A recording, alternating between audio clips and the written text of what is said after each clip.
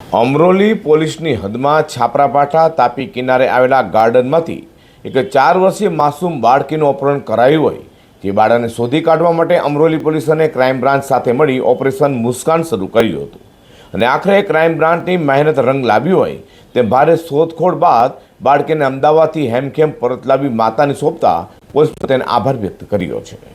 Amroli police સ્ટેશનની હદમાં આવેલા છાપરાપાઠા તાપી કિનારે ગાર્ડનમાંથી તારીખ 2 એપ્રિલના રોજ એક માસૂમ 4 વર્ષની બાળકી ગુમ થયાની તેની માતાએ ફરિયાદ નોંધાવી હતી।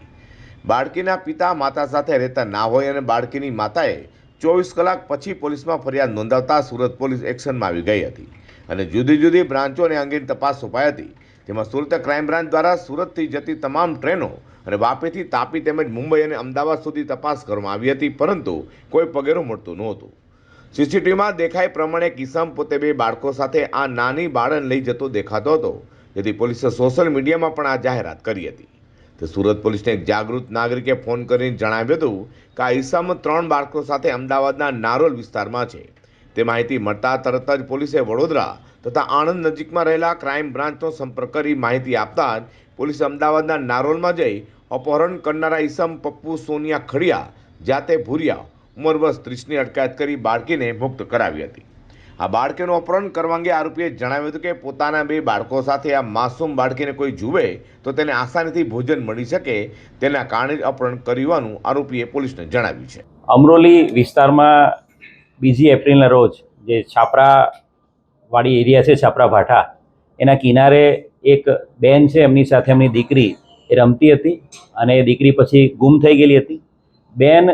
જે દીકરી ગુમ થઈ એના 24 કલાક બાદ અમરોલી પોલીસમાં ફરિયાદ આપવા આવ્યા હતા। આ જે બેન છે એમના પતિથી એમણે અલગ રહે છે અને એમની દીકરી જે 4 વર્ષની દીકરી છે એ ગઈકાલે ગુમ થઈ છે એ પ્રકારની એણે હકીકત આપી હતી। તાત્કાલિક બનાવની ગંભીરતાને ધ્યાને રાખીને 4 વર્ષની બાળકીના અપહરણનો કેસ છે ધ્યાને રાખીને અમરોલી પોલીસ સ્ટેશનની ટીમ સાથે સાથે એમના ડીસીપી ઝોન 5 એમની એલસીબીની ટીમ અને સુરત શહેર ક્રાઇમ બ્રાન્ચ આ બાળકીને શોધી કાઢવા માટે અલગ અલગ ટીમો બનાવેલી હતી। 5 ઇન્સ્પેક્ટર, 9 સબ ઇન્સ્પેક્ટર અને 110 પોલીસ એમ કુલ મળીને આ બધા અધિકારીઓની કુલ 10 જેટલી ટીમો સમગ્ર સુરત શહેર વિસ્તારમાં આ બાળકીને શોધવા માટે કાર્યરત થઈ હતી।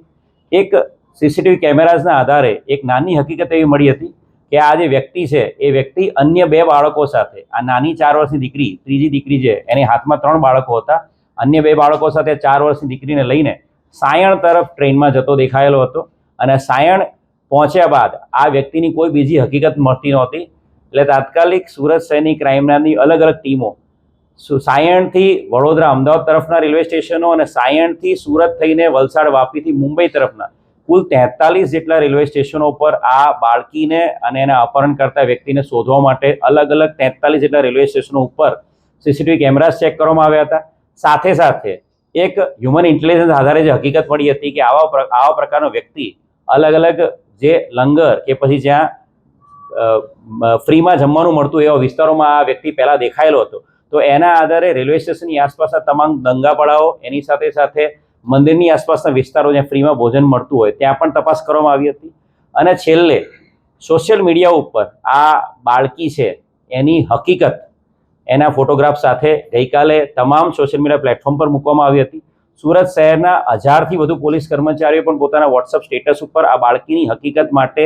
લોકોને અપીલ કરતો મેસેજ મૂક્યો હતો અને જેના આધારે આજે વહેલી સવારે એક મોટી સફળતા બાળકીને શોધી કાઢવામાં મળી છે। અમદાવાદના એક નારોલ વિસ્તારના જાગૃત નાગરિકે સુરત શહેર ક્રાઇમ બ્રાન્ચના પીઆઈને ફોન કર્યો હતો અને કહ્યું હતું કે આ ફોટોગ્રાફ જે સોશિયલ મીડિયા પર વાયરલ થયો છે આ દીકરીને આ વ્યક્તિ સાથે મેં ગઈકાલે એક જગ્યાએ જ્યાં ફ્રીમાં જમવાનું મળે છે એ જગ્યાએ એને બેઠેલો અને જમતો જોયેલો હતો। તાત્કાલિક ક્રાઇમ બ્રાન્ચની જે ટીમો વડોદરા અને આણંદમાં તપાસ કરી રહી હતી એ ટીમો તાત્કાલિક અમદાવાદ જવા રવાના થઈ હતી અને સાથે સાથે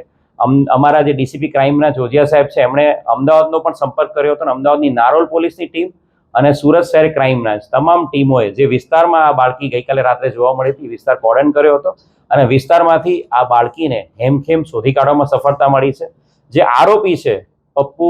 પપ્પુભાઈ ખડિયા જાતે ભૂરિયા એ ઓરિજિનલી દાહોદનો છે અને અહીંયા તાપી નદીના કિનારે આ છાપરા ભાઠા એરિયાના કિનારે છૂટક મજૂરી કામ કરે છે। આમ સુરત પોલીસે 9 પોલીસ ઇન્સ્પેક્ટરો તેમજ પોલીસના 110 માણસોની ટીમે સતત 84 કલાક સુધી શોધખોળ હાથ ધરી બાળકીને અપહરણ કરતાના હાથમાંથી છોડાવી માતાને પરત કરતા તેમણે સુરત પોલીસનો આભાર વ્યક્ત કર્યો છે.